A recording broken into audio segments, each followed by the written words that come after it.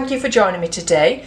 We're going to be just having a look at doing a very quick and simple Christmas card today of a holly wreath. Now you can, on watercolour, you can buy watercolour cards like this that are ready done and are ready to fold, but it's a more expensive way of doing them, so it's much easier just to make your own, really, save money. So this is just the practice paper that I usually use, the SAA practice paper, and it's one sheet cut in half. So of course the thing about making your own is that you make them to what size you want them. So I used a ruler obviously to cut that in half, and I did it actually with the guillotine so that we've got a nice edge on it. And then I've used a knife, the Stanley knife, to score, and when you're using a knife to score, use a metal ruler to do that. So I've scored down the middle there after measuring it and making sure that it was in the middle, and then then you've got a nice even fold. So I'll just pop those out of the way. So the thing about this is making sure you do the score on the inside of the card. So with this paper you don't paint on the back side of the paper, so you make sure you get the score and the fold where you write for which side of the paper you're going to be painting on. And then I'm just going to lightly fasten it to the board. I'm not going to be using loads of water, so it doesn't need fastening all the way around, I don't think, today. But if you wanted to be on the safe side, you could do that, especially if you're planning on using more water than I am. And I always think when you're doing cards, it's better to do the ones that stand upright rather than the ones that fold that way, because they always, when you put them on the mantelpiece, they always fall over, don't they? So to begin with, I've made up some colours. So what I've got in here, and I'll just show you on there, that green that we have at the end there is a sap green. So this one is sap green just on its own. This one is sap green with some cadmium yellow to make it a bit lighter, and this is sap green with French ultramarine to make it darker. And then this is the bright red, and here I've got some gamboge. Now in the centre here I've got some water, but into that water I've mixed in some of this iridescent medium from Winsor and Newton. I don't use it that often, but at this time of year it's a good excuse to use it, really. So you can put it with all sorts of different media, but in this case we're going to use it with the watercolour. So not too much, I just lifted a little bit out with my brush and mixed it with some water. Okay, so, and I'm not doing any drawing, I'll just pop that to the side. I'm just going to do it freehand, and we're going to do it really, really simply and quickly. So I just want a nice big circle for the wreath, and I'm using that water with the iridescent medium. You might not see the shimmer, I did put lots in because I wanted the camera to pick it up. But you see it more to the naked eye than you perhaps will with the camera. And then I'm going to make that a bit thicker. Get a nice thick holly wreath. And I've done it towards the top of the card so that we've got space underneath the wreath to put a nice bow. And don't worry too much about it being a perfect circle. I mean, if you did want to, you could do a light pencil drawing underneath first to get your circle. But actually, wreaths are made out of leaves and they're not going to be perfectly circular, are they? As long as you get it somewhere near. Okay, so whilst it's still wet, don't let that water dry, we're going to just drop some of these greens in. And I'm going to leave it a little bit empty at the bottom here so we've got space to draw that bow afterwards when the green's dried. So just, firstly I want to get the lightest colour, sorry not the lightest colour, the green on its own, and just randomly drop some bits of shapes in. And you can go outside that ring as well, as if you've got one or two leaves poking out.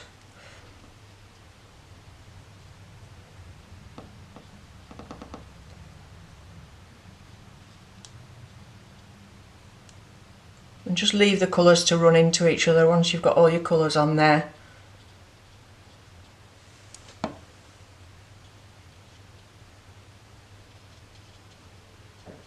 Like I said, I'm just going to leave that pretty empty, more empty at the bottom where I won't leave room for that bow, because it won't be easy to go over the green with, especially the darker green, with a nice bright colour for the bow.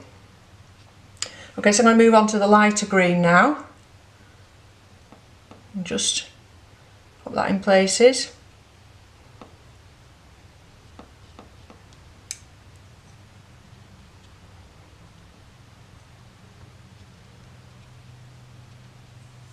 and just use the tip of your brush to try and get one or two little bits of shapes that might be just leaves around the edge as well. You don't want it to look too even. Make it quite random if you can. And then the darker green, which is just going to give us a bit more contrast. I'm not going to go too dark because, you know, you want it to be nice, bright and cheerful. You don't want it to be really dark. So but it just give you a bit of contrast and if there's some shadows in those leaves.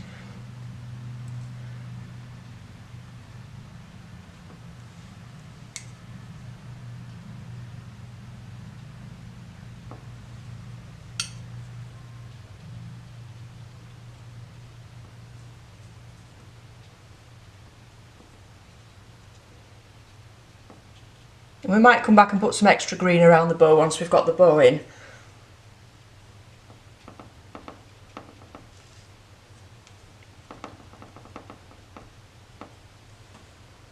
And I think that's probably enough green for now. So at this stage I'm going to let that completely dry and then come back and do the bow. Okay, so that's now dry, and it is worth noting that it took a lot longer to dry than it would have done if it was just with water. Obviously that iridescent medium takes longer to dry than just the water. So it's made a lovely base for the wreath. So we can put some extra bits of shapes on it in a little while after we've done the bow to get a bit more definition in some of those leaves, but it's nice how all those colours have merged in together with the iridescence as well. And it's also made them react a little bit differently than they would just with water, so it's made a lovely base. So I'm going to do the same thing again with the bow. I'm going to just paint the bow shape. So a couple of nice big loops here. With the water and the iridescent medium, and then I'm going to make a really nice long ribbon coming down.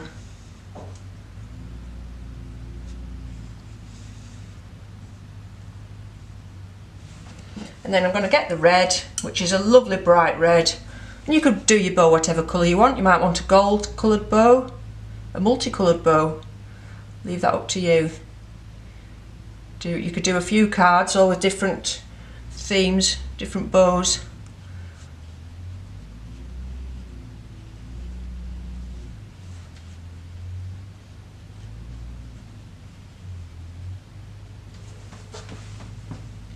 Let's make these a bit wider, I think. Make it a bit more of a chunky bow.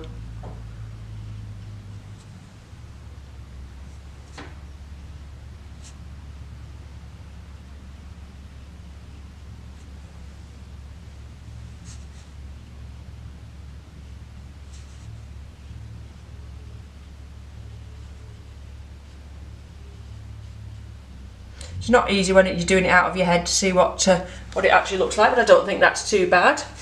You could have a bow in front of you if you wanted to be a bit more accurate, but I don't mind that. I think that's okay. So while we leave the bow to dry a little bit, I'm going to put a bit more definition in some of these leaves. I think actually before we do that, I will, whilst it's still wet, just pop a little bit of this Gambosian in places just to brighten that ribbon up.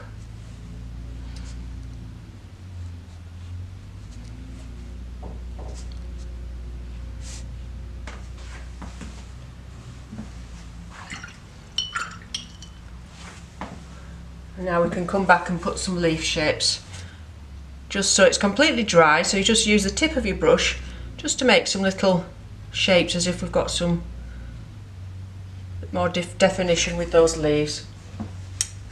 So this is the dark one.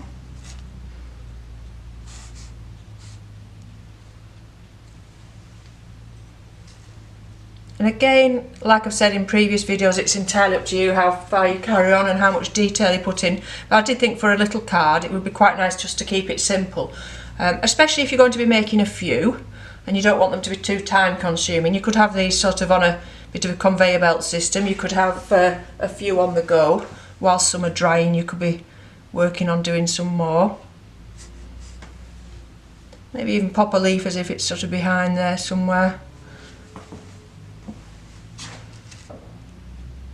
without it running into the bow.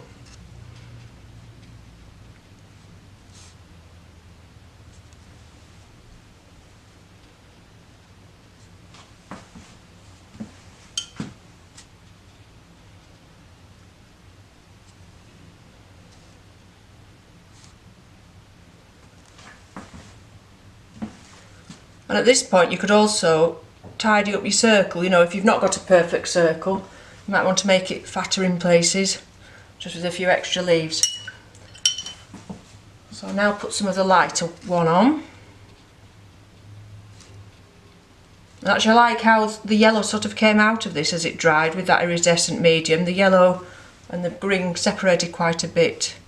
Got these lighter patches. Again, I'm not sure how much the camera picks up of this detail, but it's rather pretty how it's all sort of separated. Made these nice shapes. And I'm not going to put the other green on, I don't think. I think that's probably enough now. You don't want to lose everything that's underneath there. And just as a final thing, I'm just going to, oh no, not final thing actually, I'm just going to put some gambos in and then one more after that. So there's not much shape to anything I'm doing, I'm just popping in randomly with my brush. And these could be lighter bits of leaves or they could be bits of baubles, anything. But I think the gambos just lifts the whole thing really.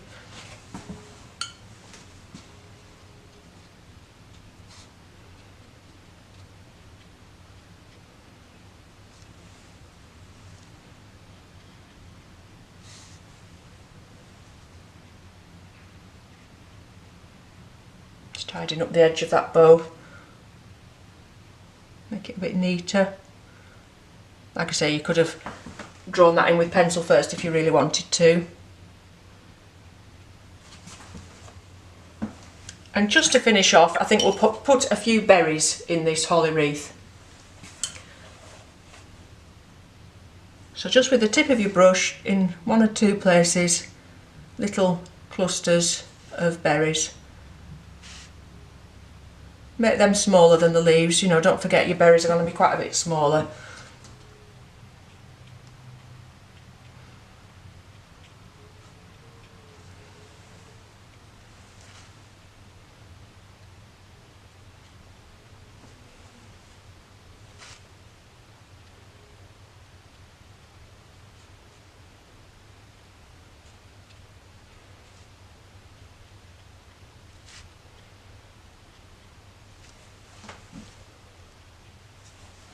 Okay, so I think that's enough on that little card. Like I say, I wanted to keep it simple.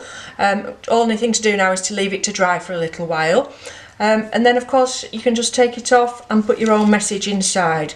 So like I say, you could do different things, and you could use that same technique of using the iridescents first to do your drawing with the water and then just dropping your colours in.